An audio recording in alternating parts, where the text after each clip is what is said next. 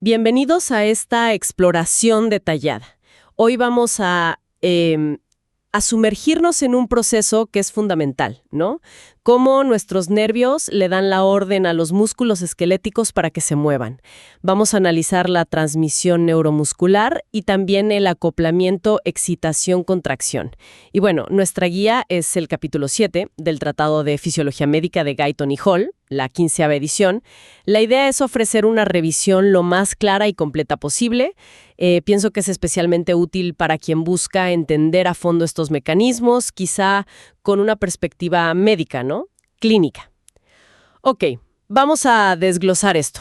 Exacto. Y, a ver, entender esta conexión nervio-músculo es clave.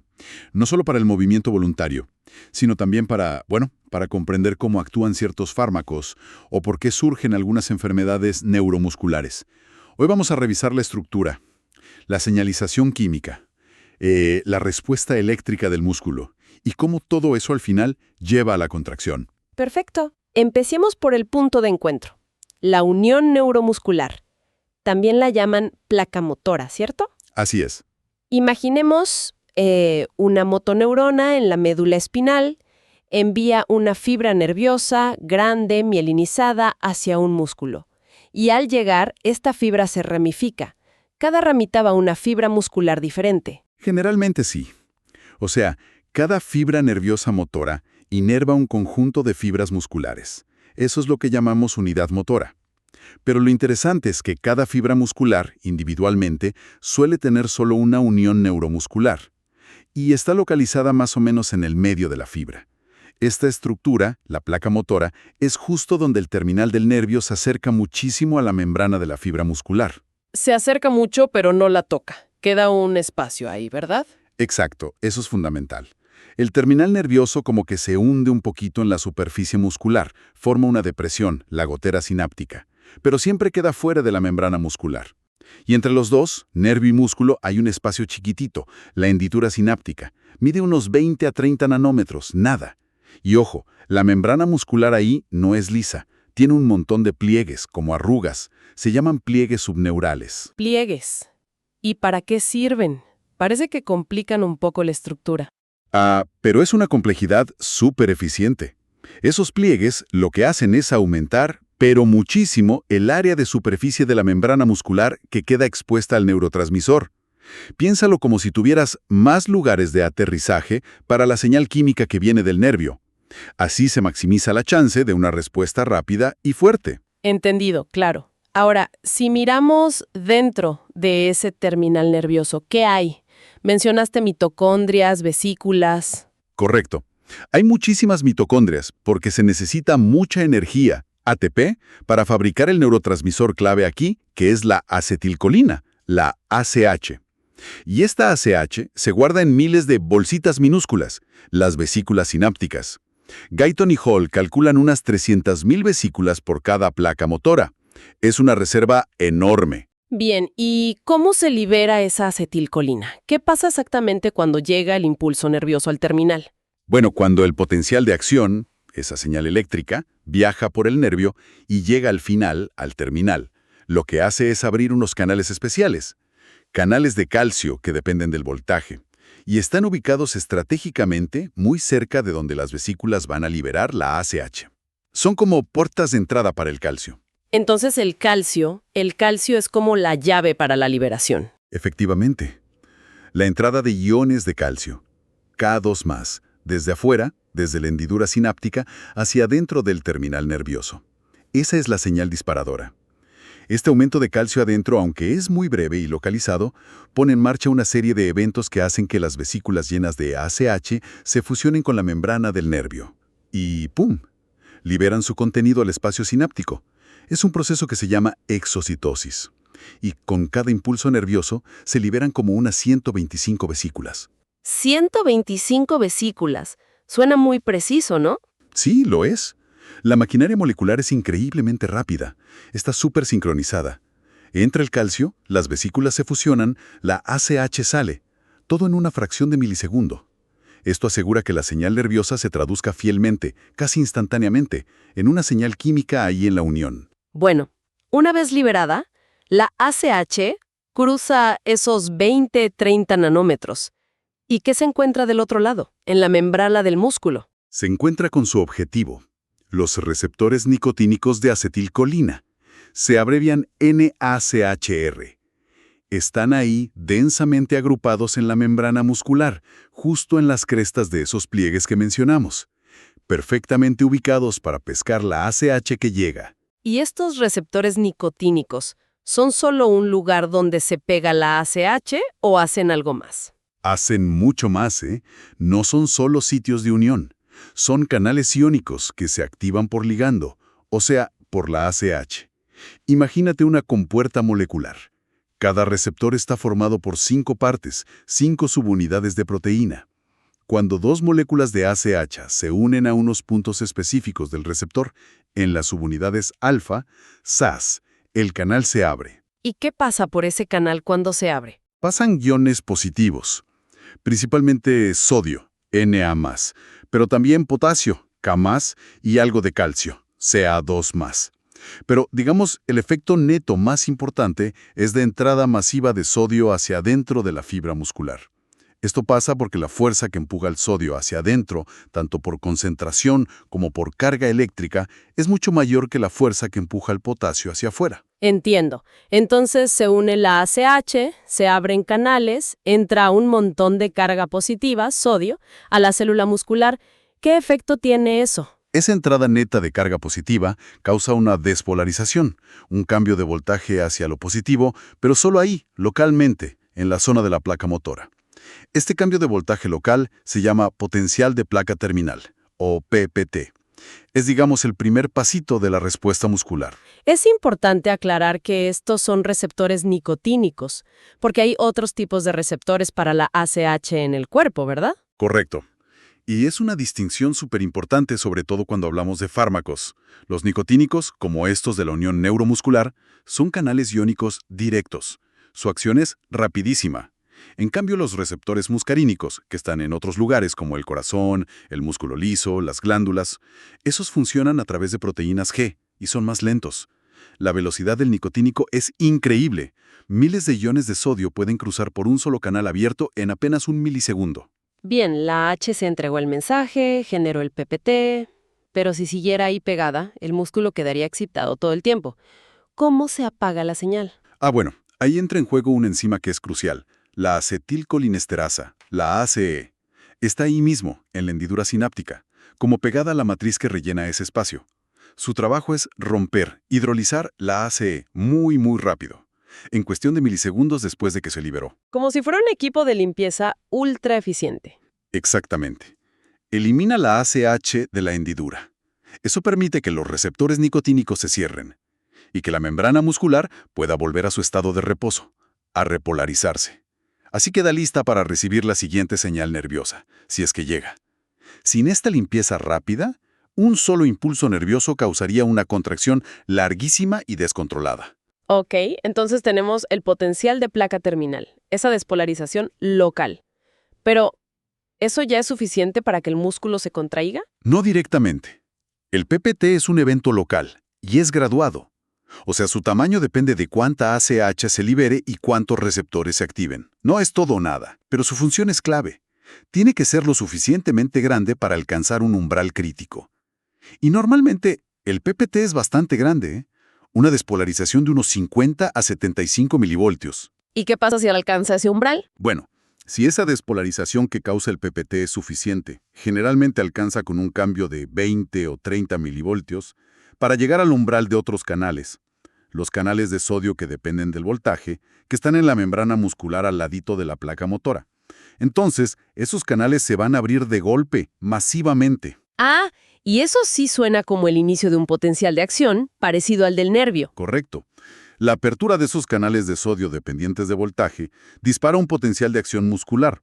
Y a diferencia del PPT, que era local y graduado, el potencial de acción muscular sí es un fenómeno de todo o nada. Se autopropaga y viaja a lo largo de toda la superficie de la fibra muscular, como una onda. Es esta señal eléctrica la que finalmente va a iniciar la contracción muscular en sí. El sistema parece tener como un margen de seguridad incorporado. Guyton habla de un factor de seguridad. Sí, es un concepto importante. Normalmente, cada impulso nervioso que llega genera un PPT que es como 3 veces más grande de lo que se necesita para alcanzar el umbral y disparar el potencial de acción. Este margen asegura que la transmisión funcione bien, que sea fiable, incluso si las condiciones no son perfectas. Claro que esta seguridad puede fallar en situaciones muy extremas. Por ejemplo, si estimulamos el nervio a frecuencias altísimas y de forma sostenida. Ahí sí se podrían agotar temporalmente las reservas de ACH y causar fatiga de la unión. Pero esto es raro que pase en el funcionamiento normal del cuerpo. Y claro, este punto, la unión neuromuscular es como un blanco perfecto para un montón de fármacos y toxinas, ¿no? Definitivamente. Podemos agruparlos. A grandes rasgos, primero, los fármacos que imitan a la ACH. Por ejemplo, metacolina, carbacol o la misma nicotina. Se unen a los receptores nicotínicos, pero la ACHE no los puede romper o los rompe muy lento. Resultado, activación prolongada. Y eso lleva a espasmos musculares. Segundo, los fármacos que inhiben a la ACH, la enzima limpiadora. Aquí tenemos neostigmina, fisostigmina y los organofosforados, como el gas nervioso DFP. Al bloquear la limpieza, la ACH se acumula con cada impulso. Esto causa una sobreestimulación, también espasmos, que pueden ser mortales si afectan los músculos respiratorios. Y tercero, los fármacos que bloquean los receptores nicotínicos. Son los famosos curariformes, como la D-tubocurarina, el curare. Impiden que la ACH se una y active los canales. Bloquean la transmisión y causan parálisis, pero una parálisis flácida, relajada. Uf, esto tiene unas implicaciones clínicas enormes. Sin duda. Los inhibidores de la ACH, como la neostigmina, son fundamentales para tratar los síntomas de la miastenia gravis. Los bloqueantes neuromusculares, los curares, son herramientas esenciales en anestesia. Permiten relajar los músculos durante una cirugía. Y bueno, la toxicidad de los inhibidores irreversibles de ACH, como los organofosforados que se usan en pesticidas o, lamentablemente, como armas químicas, es una emergencia médica gravísima. Mencionaste la miastenia gravis. A ver, profundicemos un poquito ahí. Es una enfermedad que causa debilidad muscular, ¿no? ¿Cómo encaja exactamente en todo este esquema que describimos? La miastenia gravis es una enfermedad autoinmune. Esto significa que el propio sistema inmunitario de la persona, por error, produce anticuerpos contra los receptores nicotínicos de ACH, los que están en el músculo, en la unión neuromuscular. Estos anticuerpos pueden bloquear la función de los receptores o incluso acelerar su destrucción. O sea que, aunque el nervio libere la acetilcolina normalmente, hay menos puertas de entrada que funcionen bien en el músculo, o están bloqueadas. Exactamente. El resultado es que los potenciales de placa terminal, los PPT, que se generan, son más chiquitos de lo normal. Son débiles. Y con la estimulación repetida, como cuando hacemos un esfuerzo, cada vez menos fibras musculares logran alcanzar el umbral para disparar un potencial de acción. Clínicamente, esto se ve como debilidad muscular, una fatiga que empeora con el uso del músculo. Y el tratamiento que mencionaste, con inhibidores de ACH como la neostigmina, ¿ayuda por qué? Porque al hacer que la acetilcolina dure más tiempo en la hendidura sináptica, aumentan la probabilidad de que las pocas moléculas de ACH que hay encuentren y activen los receptores funcionales que todavía quedan. Es como amplificar la señal para compensar la pérdida de receptores. Es un ejemplo clarísimo de cómo entender la fisiología básica nos permite diseñar terapias que funcionen. Una vez que se genera, el potencial de acción muscular viaja por toda la fibra. Es igualito al potencial de acción de un nervio. Es parecido en su naturaleza, o sea, es todo o nada, depende de canales de sodio, voltaje dependientes. Pero tiene diferencias importantes en los números. Primero, el potencial de membrana en reposo del músculo es más negativo, anda por los menos 80 a menos 90 milivoltios. Segundo, su duración es más larga, dura entre 1 y 5 milisegundos, mientras que en los nervios grandes es menos de 1 milisegundo. Y tercero, su velocidad de conducción es más lenta, unos 3 a 5 metros por segundo. ¿Y hay alguna razón para que dure más tiempo? ¿Tiene alguna ventaja funcional? Se piensa que sí, que esa duración un poquito mayor es necesaria para darle tiempo a la señal eléctrica a iniciar el siguiente paso, que es crucial, el acoplamiento entre la excitación y la contracción, darle tiempo a que se active la maquinaria interna. Bien, Y aquí entramos en la segunda parte importante de nuestra charla. Cómo esa señal eléctrica que viaja por la superficie se traduce en una acción mecánica, en la contracción, allá dentro de la célula muscular. Las fibras musculares son relativamente grandes. ¿Cómo hace la señal para llegar al interior y activar todas las miofibrillas, que son las que se contraen? Bueno, mediante un sistema súper ingenioso de membranas internas. Son los túbulos T y el retículo sarcoplásmico, el RS. Los túbulos T son como invaginaciones, como túneles profundos de la membrana superficial, el sarcolema. Penetran hacia adentro, transversalmente, cruzando la fibra. ¿Y qué función tienen esos túneles? ¿Llevar la señal? Exacto. Conducen el potencial de acción desde la superficie hasta lo más profundo de la célula. Así se aseguran de que la señal excitatoria llegue rápido a todas las miofibrillas casi al mismo tiempo. Son como cables de fibra óptica que llevan la señal eléctrica al interior. Y justo al lado de estos túbulos T encontramos el retículo sarcoplásmico, el RS. Es una red de túbulos y saquitos membranosos que envuelve a cada miofibrilla, como una red de pesca fina. La función principal del RS es almacenar grandes cantidades de calcio. Es la reserva de calcio de la célula muscular. Entiendo. Entonces, los túbulos T llevan la señal eléctrica desde afuera y el RS guarda el calcio adentro. ¿Cómo se comunican entre ellos? En puntos clave, los túbulos T pasan muy cerca de unas partes ensanchadas del RS que se llaman cisternas terminales. En el músculo esquelético, lo típico es que un túbulo T se asocie con dos cisternas terminales, una a cada lado. A esta estructura de tres partes, cisterna, túbulo, cisterna, se la llama tríada. Y es justo ahí, en la tríada, donde ocurre la magia, digamos, del acoplamiento, excitación, contracción. ¿Qué sucede exactamente en esa tríada cuando llega el potencial de acción viajando por el túbulo T? Bueno, el cambio de voltaje en la membrana del túbulo T es detectado por unas proteínas que actúan como sensores. Son los receptores de dihidropiridina, o DHP, y estos receptores DHP están físicamente conectados, como si se dieran la mano, con otros canales gigantes que están en la membrana del RS.